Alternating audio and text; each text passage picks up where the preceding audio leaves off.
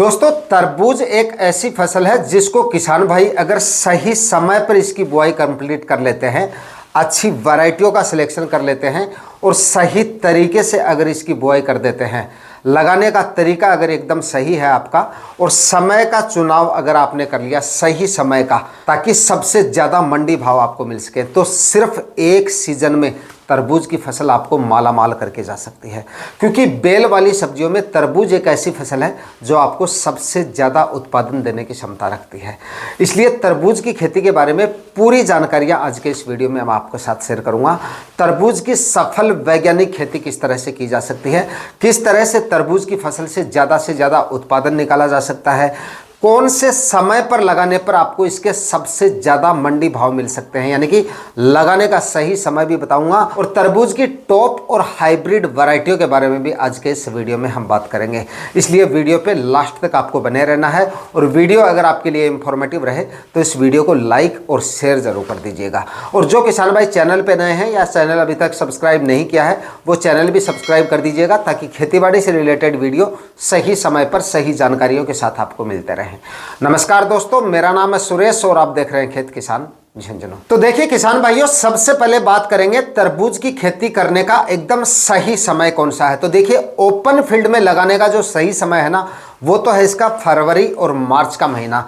फरवरी और मार्च महीने में सबसे ज़्यादा तरबूज की खेती की जाती है और सबसे अच्छा उत्पादन इससे निकाला जा सकता है। उसके बाद में तरबूज की अगर आप अगेती खेती करते हैं, सबसे अगेती खेती अगर करते हैं तो इसके सबसे अच्छे मंडी भाव आपको मिल सकते हैं। सबसे अगेती खेती कब की जाती है? या तो इसको नवंबर माह में लगाया जाता है, नवंबर के आखिरी सप्ताह तक मतलब इसकी बुआई कंप्लीट कर ली जाती है। उसके बाद में पूरे दिसंबर माह में भी किसान भाई इसकी खेती करते हैं।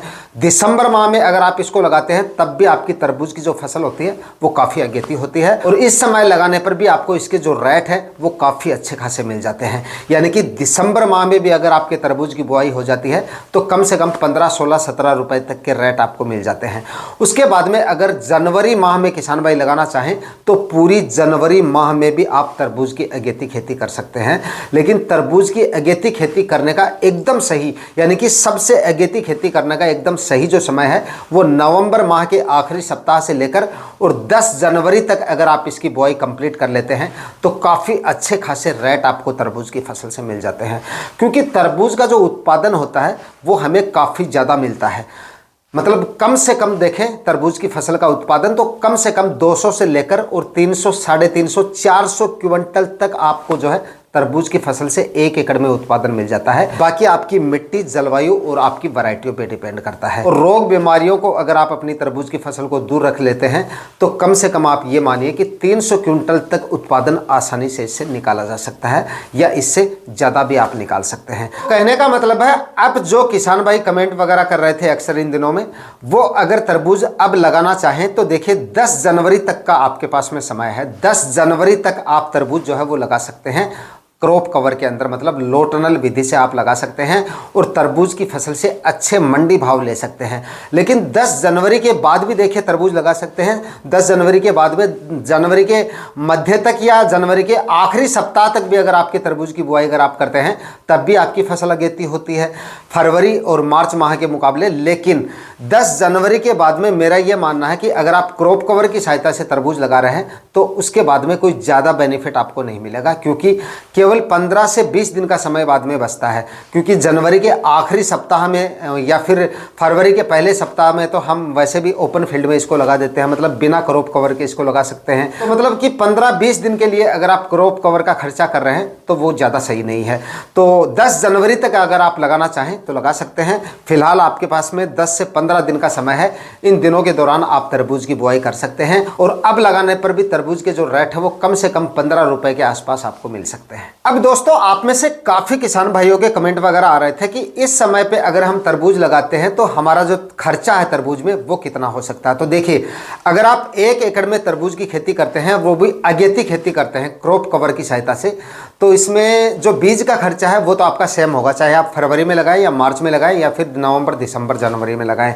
तो लगभग आप ये मानिए कि 10,000 रुपये के आसपास तो आपका बीज का खर्चा हो जाएगा अगर आप अच्छी और हाइब्रिड वैरायटियों का सिलेक्शन करते हैं। लगाते हैं। ब्लैक आइस बॉक्स तरबूज अगर आप लगाते हैं, यानी कि तरबूज के बीजों का जो रेट है वो लगभग 30,000 रुपये के आसपास है 1 kg। 26, 27, 28, 29, 30 इस तरह से है, अलग अलग कंपनियों के अलग अलग रेट है। तो 30,000 रुपये अगर हम लेके चलें तो करीब 9,000 रुपये 300 ग्राम बीज की कीमत होती है। तो लगभग मानिए 9-10 हज़ार रुपये आपका बीज का खर्चा हो जाता है और वहीं पर 8 से 10 हज़ार रुपये का आपका प्लास्टिक मल्च का खर्चा हो जाता है 1 एकड़ में। अगर आप मतलब 18-20 माइक्रोन तक की प्लास्टिक मल्च इस्तेमाल करते हैं तो लगभग 8 से 10 हज़ार रुपये का आपका प्लास्टिक मल्च का खर्चा हो जाता है। तो 20,000 रुपये का तो आपका ये खर्चा हो गया। उसके बाद में क्रॉप कवर के खर्चे की बात करें, लगभग 30 से 35 हज़ार रुपये के आसपास आपका 1 एकड़ में क्रॉप कवर का खर्चा हो जाता है।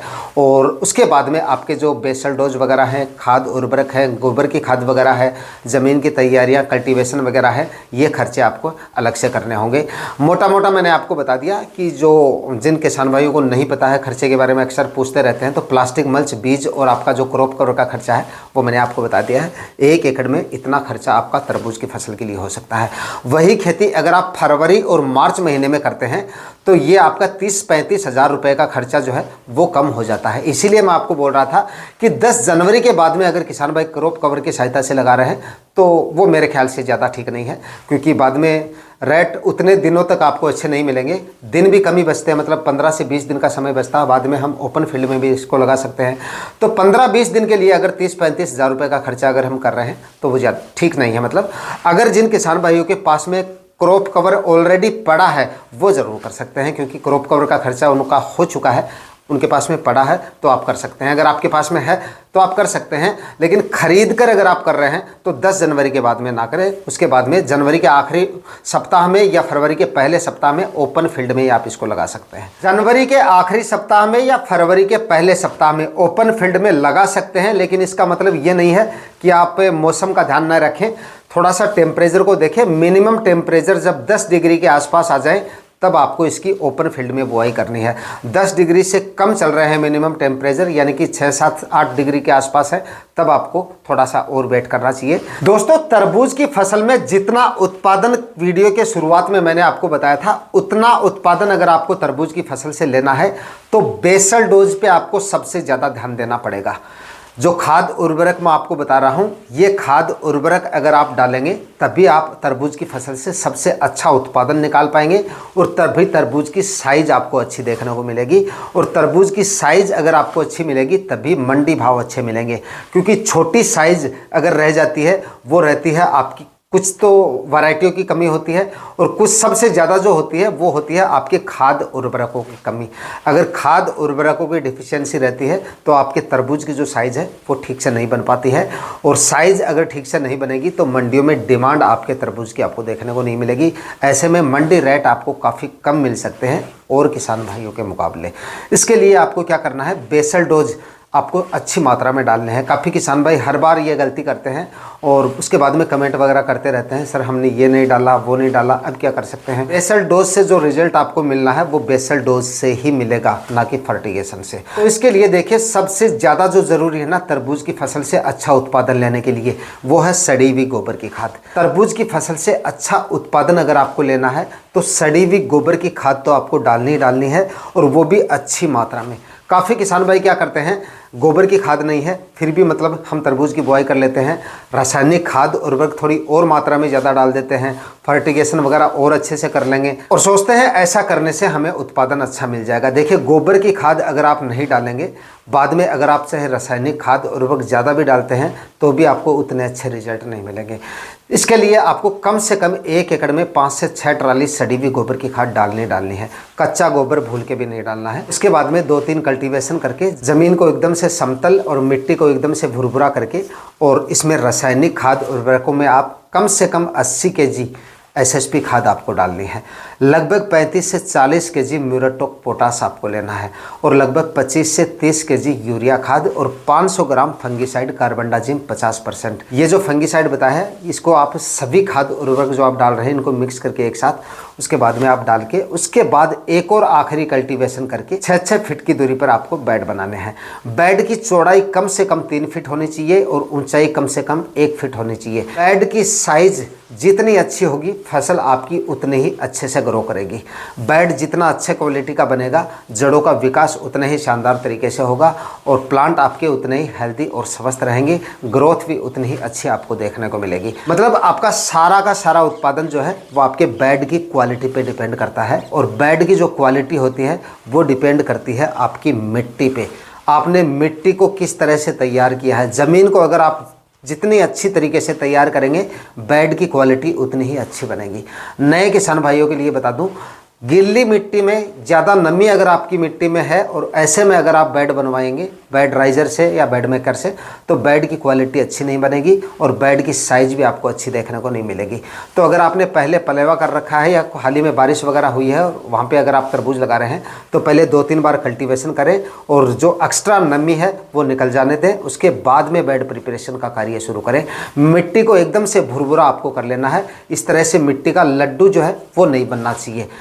उसके बाद आपको बेड प्रिपरेशन का कार्य शुरू करना है। मिट्टी जितनी भुरभुरी होगी, बेड की क्वालिटी उतनी ही अच्छी मिलेगी आपको। तो इस तरह से 6-6 फीट की दूरी पे बेड बनाने हैं। उसके बाद में काफ़ी किसान भाई, मतलब शुरुआत में हम भी ऐसे ही करते थे, 5-5 फीट की दूरी पे भी बेड बना लेते थे, 4-4 फीट की दूरी पे भी बेड बना लेते थे।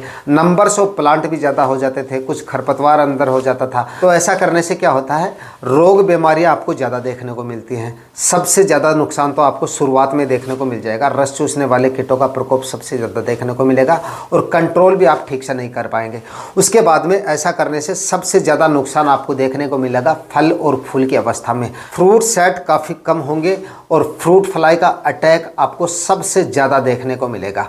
इसलिए नंबर्स ऑफ प्लांट सीमित रखें, यानी कि जो डिस्टेंस मैं बता रहा हूँ वो अच्छे से मेंटेन रखना है आपको। यानी कि 6-6 फीट की दूरी पे बेड बनाने हैं और 1-1 फीट की दूरी पर आपको सीड शोविंग करनी है।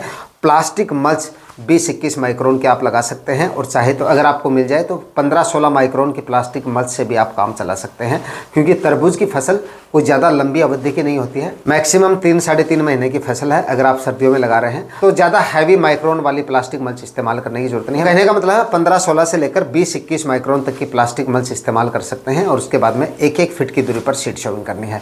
देखिए, नंबर्स ऑफ प्लांट ज़्यादा हो जाते हैं या खरपतवार वगैरह आपकी फसल में ज़्यादा हो जाता है तो क्या होता है, तो हवा और प्रकाश ठीक से नहीं लगने की वजह से फल और फूल आपको काफ़ी कम देखने को मिल सकते हैं और बीमारियां काफ़ी ज़्यादा देखने को मिल सकती हैं। दोस्तों, अब बात कर लेते हैं तरबूज की टॉप और हाइब्रिड वैरायटियों के बारे में। तो देखिए, इसके लिए मैंने कल एक वीडियो डाला था तरबूज का, मैं एंड स्क्रीन पे लगा दूंगा, आप देख लीजिएगा। उसमें मैंने तरबूज की सबसे बेस्ट जो वैरायटियाँ है ना वो बता दी हैं। 7-8 वैरायटियाँ मैंने उसमें बताई हैं, उनका सिलेक्शन आप कर सकते हैं। लेकिन फिर भी यहाँ पर मैं आपको कुछ और वैरायटियाँ बता रहा हूँ। अगर वो वैरायटियाँ आपको जिन किसान भाइयों को नहीं मिलती हैं तो आप इन वैरायटियों का सिलेक्शन भी कर सकते हैं। और इसमें जो ग्रीन पट्टे वाला तरबूज होता है वो वैरायटियाँ भी मैं आपको बता रहा हूँ, साथ में आप इन वैरायटियों का सिलेक्शन भी कर सकते हैं। देखिए, यहाँ पर सबसे पहले ग्रीन पट्टे वाले तरबूज की वैरायटी के बारे में बात कर लेते हैं। तो सबसे बेस्ट जो वैरायटी है वो है सेमिनस कंपनी की अपूर्वा वैरायटी। तरबूज के फल का जो वजन है ना इसका, वो 8 से 10 केजी तक मिल जाएगा आपको। मंडी में डिमांड इसकी, यानी कि रेड जो होते हैं वो ब्लैक आइस बॉक्स के मुकाबले इसके थोड़े कम होते हैं, लेकिन उत्पादन इसका उससे ज़्यादा मिलता है। तो अगर आप ग्रीन पट्टे वाला तरबूज लगाना चाहते हैं तो आप सेमिनस की जो अपूर्वा वैरायटी आती है इसका सिलेक्शन कर सकते हैं। उसके बाद में एक आती है नुमेंस कंपनी की आस्था वैरायटी। आप इस वैरायटी का सिलेक्शन भी कर सकते हैं। इसका फल का वजन भी आपको 7 से लेकर और करीब 8-10 केजी तक मिल जाएगा। ये भी काफ़ी अच्छी और काफ़ी शानदार वैरायटी है। उसके बाद में एक है नाउन्यू सीड की जन्नत वैरायटी। आप इस वैरायटी का सिलेक्शन भी कर सकते हैं तरबूज की। ये भी काफ़ी शानदार वैरायटी है। ये भी ग्रीन पट्टे वाली तरबूजी है और इसका जो फल का वजन है वो आपको उतना ज़्यादा तो नहीं मिलेगा, यानी कि फल की साइज़ आपको कम से कम इसमें 3 से लेकर 4 मैक्सिमम 5 केजी तक मिल जाएगी। लेकिन फल की क्वालिटी जो है ना वो आपको काफ़ी ज़बरदस्त मिलेगी। मतलब मंडियों में इसकी जो डिमांड है वो काफ़ी अच्छी देखी जाती है। तो इसके मार्केट प्राइस आपको थोड़े से ज़्यादा मिल जाएंगे, फल का वजन कम मिलेगा तो रेट अच्छे मिल जाएंगे। तो ये भी काफ़ी अच्छी और काफ़ी शानदार वैरायटी है। ब्लैक आइस बॉक्स की बात करें तो सेमिनस कंपनी की एक खास वैरायटी आती है इसका सिलेक्शन कर सकते हैं। ये भी काफ़ी अच्छी और काफ़ी शानदार वैरायटी है। ब्लैक आइस बॉक्स में एक और वैरायटी है श्री राम कंपनी की कान्हा, आप इस वैरायटी का सिलेक्शन भी कर सकते हैं। ये भी काफ़ी अच्छी और काफ़ी शानदार वैरायटी है। ग्रीन में अगर हम देखें तो सिजेंटा कंपनी की ड्रैगन किंग वैरायटी आती है तरबूज की, ये भी काफ़ी अच्छी और काफ़ी शानदार वैरायटी है। इसके फल का वजन भी आपको करीब 7 से लेकर 10 kg तक मिल जाएगा। ये वैरायटी भी आप ले सकते हैं। उसके बाद में अगली जो वैरायटी है नावन्यू सीड की कृष्णा, इसका जो फल का वजन है वो आपको 7 से लेकर 10 kg तक मिल जाएगा। अगर नावन्यू सीड की ज़्यादा वेट वाली, अगर ज़्यादा बड़ी साइज वाली तरबूज अगर आप लगाना चाहते हैं तो कृष्णा का सिलेक्शन कर सकते हैं। काफ़ी अच्छी साइज इसकी आपको मिल जाएगी। दोस्तों इस समय पे तरबूज की खेती करने वाले किसान भाइयों के अलग अलग कमेंट आ रहे थे। उनमें से काफ़ी किसान भाई यानी कि ज़्यादातर किसान भाई जो थे वो तरबूज के बीज के बारे में काफ़ी कमेंट कर रहे थे, यानी कि बीजों का जमाव इस सीजन में अब यानी कि कितने दिनों तक हो जाता है। तो देखिए अब इस सीजन में अगर आप तरबूज लगाते हैं, फिलहाल की बात करें तो करीब 8 से 10 दिन में क्रॉप कवर के अंदर अगर आप तरबूज लगा रहे हैं तो करीब 8 से 10 दिन में आपके बीजों का जमाव हो जाता है। वहीं पर अगर पाले वगैरह गिरते हैं यानी कि 0 डिग्री से लेकर 2-3 डिग्री के आसपास तक टेम्परेचर, मिनिमम टेम्परेचर जब पहुंच जाते हैं, ऐसे सीजन में अगर आप इसकी बुआई करते हैं तो लगभग 12-13 या 14-15 दिन तक का समय भी लग जाता है। 10 दिन के बाद ही ऐसा कर लेना चाहिए आपको। 10 दिन के बाद में एक आध बीज निकाल कर आपको चेक कर लेना चाहिए कि सीड्स कंडीशन क्या है, मतलब जर्मिनेशन हो रहा है या नहीं हो रहा है, बीज का फुलाव हुआ या नहीं हुआ है, जर्मिनेशन शुरू हुआ या नहीं हुआ है, ये देख लेना चाहिए। दूसरा, अगर पाले वगैरह गिर रहे हैं और ऐसे समय में आपने बीजों की बुआई कर दी तो इसमें आपको क्या करना चाहिए, जब पाले वगैरह गिर रहे हैं और हल्की सी सिंचाई जो है 4-5 दिन बाद में हल्की सी सिंचाई ट्यूबवेल वाले पानी की आपको कर देनी चाहिए। इससे बहुत ज़्यादा फर्क पड़ता है। इससे आपके बेड के अंदर का जो टेम्परेचर है, कुछ तो देखिए आपने प्लास्टिक मल्च लगा रखा है, ऊपर आपने क्रॉप कवर लगा रखा है, लेकिन फिर भी टेम्परेचर काफ़ी ज़्यादा गिर जाते हैं तो सीड जर्मिनेशन नहीं हो पाता है, जर्मिनेशन एक बार रुक जाता है। तो इसमें अगर आप ताज़े पानी से सिंचाई कर देंगे, ट्यूबवेल वाले पानी से सिंचाई कर देंगे तो बेड का टेम्परेचर थोड़ा सा बढ़ जाता है और उसके बाद में आपके बीजों का जमाव थोड़ा जल्दी हो जाता है, या यूँ कह सकते हैं कि जर्मिनेशन रेट आपको काफ़ी अच्छी खासी मिल जाती है। बाकी सही तरीका तो देखिए यही है कि बीज बुआई के बाद में तुरंत आप सिंचाई करें, उसके बाद में अगली सिंचाई जर्मिनेशन होने के बाद में आपको करनी चाहिए। लेकिन अगर जर्मिनेशन हो नहीं रहा है, पाले वगैरह गिर रहे हैं, तब आपको एक हल्की सी सिंचाई कर देनी चाहिए, ओवर वाटरिंग वगैरह नहीं हो जाए। दोस्तों सीड्स रिक्वायरमेंट की बात करें तो तरबूज की खेती अगर आप 1 एकड़ में कर रहे हैं और 6-6 फीट की दूरी पे बेड बना रहे हैं और 1-1 फीट की दूरी पर सीड शोविंग कर रहे हैं तो कम से कम आप ये मानिए कि 250 से लेकर और 300 ग्राम तक आपका बीज लग जाता है। और बीज की कीमत की बात करें तो 1 kg तरबूज का बीज अगर आप खरीद रहे हैं तो कम से कम 26,000 रुपये से लेकर 30-32-33 हज़ार रुपये kg तक आपको ये मिलता है। तो दोस्तों इस वीडियो में मैंने आपके साथ तरबूज की खेती के बारे में A to Z जानकारियाँ यानी कि कंप्लीट जानकारियाँ शेयर करने की कोशिश की है। फिर भी अगर आपके मन में कोई सवाल है तो कमेंट सेक्शन में आप पूछ सकते हैं। कभी कभी मैं हर कमेंट का जवाब देता हूं, जब समय नहीं मिलता है तब बात अलग है। बाकी ज़्यादातर कमेंट का जवाब मैं देने की कोशिश करता हूं, तो आपको भी जवाब मिलेगा अगर आप कमेंट करेंगे। आज के वीडियो में इतना ही। वीडियो अगर आपके लिए इंफॉर्मेटिव रहा तो इस वीडियो को लाइक शेयर करके और चैनल को सब्सक्राइब जरूर कर दीजिएगा। मिलते हैं किसी और वीडियो में नए टॉपिक के साथ, तब तक के लिए जय हिंद, वंदे मातरम।